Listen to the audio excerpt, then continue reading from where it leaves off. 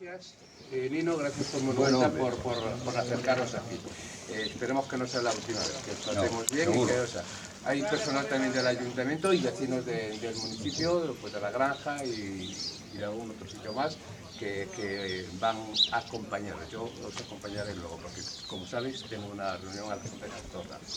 Entonces, organizar, meteros a platicar y todo lo que sea posible y luego llevar los que podáis y los que tengáis todo terreno.